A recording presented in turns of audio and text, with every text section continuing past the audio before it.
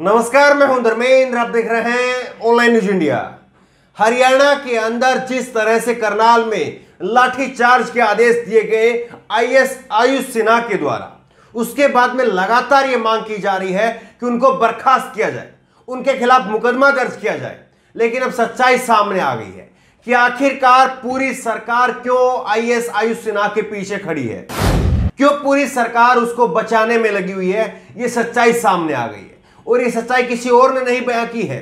ये सच्चाई खुद करनाल के एसपी और डीएम एक प्रेस वार्ता में थे और उस प्रेस वार्ता में पत्रकारों से बातचीत करते हुए ये सच्चाई सामने आ गई। एसपी साहब और डीएम वहां पर बात कर रहे थे और एसपी और डीएम से जब सवाल किया गया कि जब वीडियो मौजूद है आयुष सिन्हा की, उन्होंने सीधे सीधे किसानों के सर फोड़ने के आदेश दिए थे, उसके बावजूद उनको सस्पेंड क्यों नहीं किया जा रहा, आखिरकार इतने में दिक्कत क्या है, यह सीधा सवाल पूछा गया।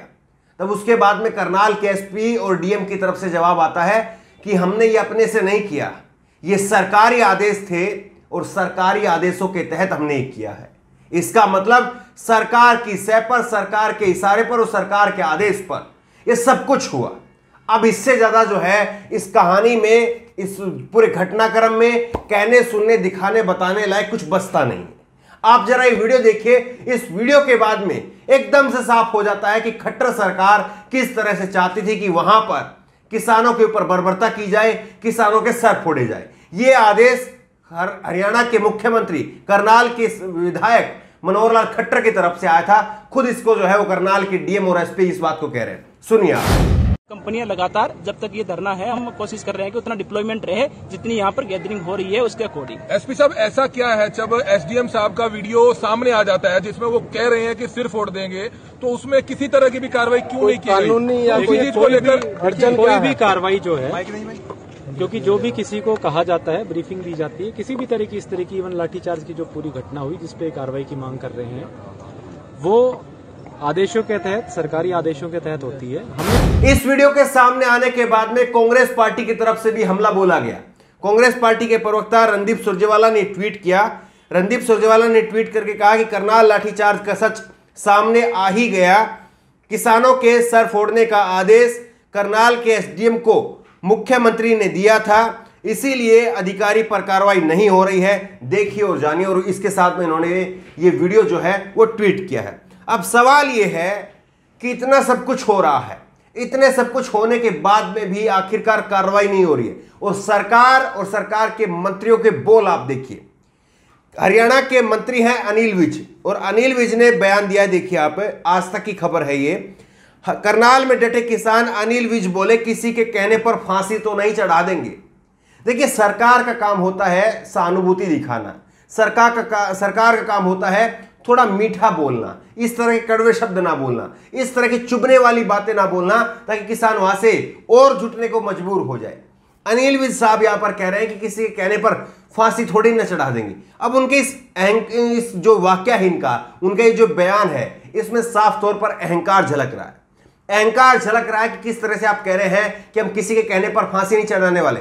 बात भी सही है, किसी के कहने पर किसी को फांसी नहीं चढ़ाना चाहिए। लेकिन अनिल विज साहब, आप चुने हुए प्रतिनिधि हैं, जनता के प्रतिनिधि हैं, वर्तमान में सत्ता में हैं, मंत्री हैं, आपकी जिम्मेदारी बनती है बातचीत करके रास्ता निकालना, आपकी जिम्मेदारी बनती है धरना को खत्म करवाना।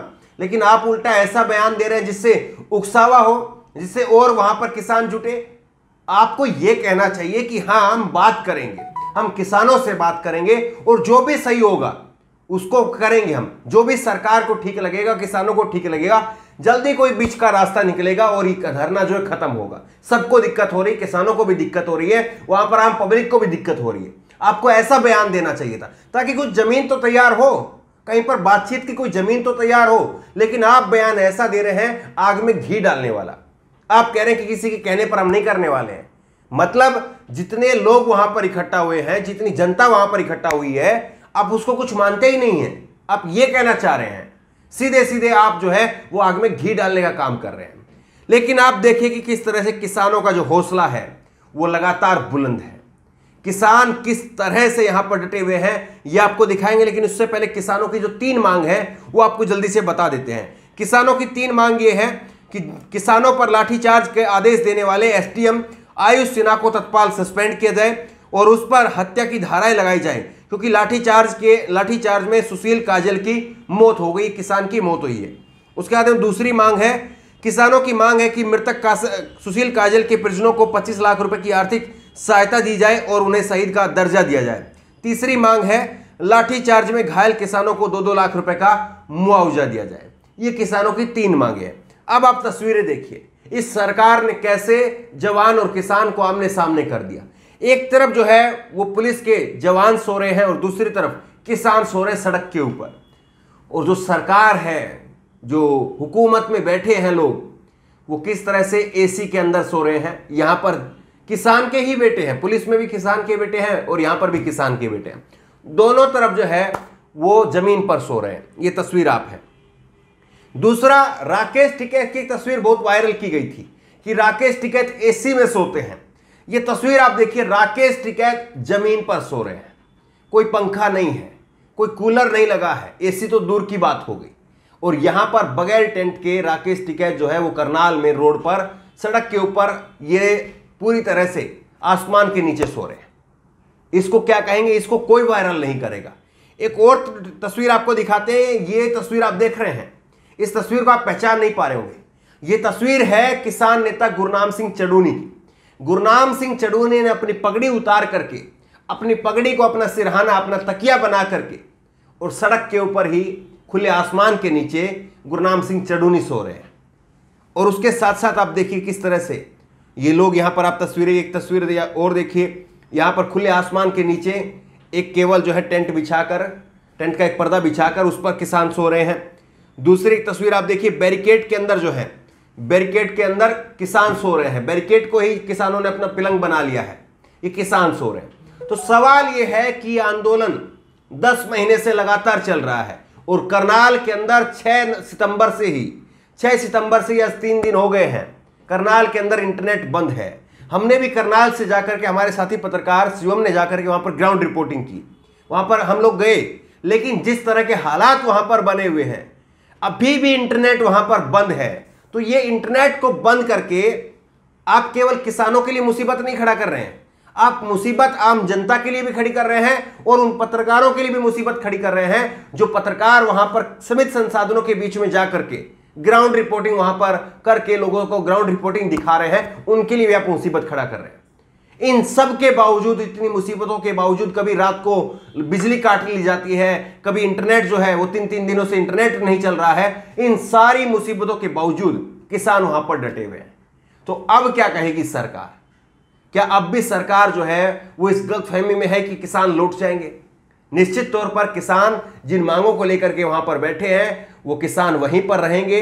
अब अगर सरकार ने इसको अहंकार की लड़ाई बना ली है तो किसान भी पीछे हटने वाले नहीं है।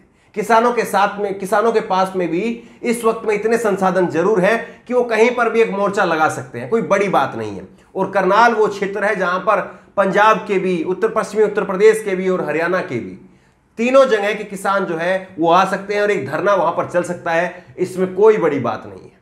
सवाल यही है कि किसानों और सरकार के बीच में जो एक गतिरोध बन गया है, आखिरकार ये कब खत्म होगा?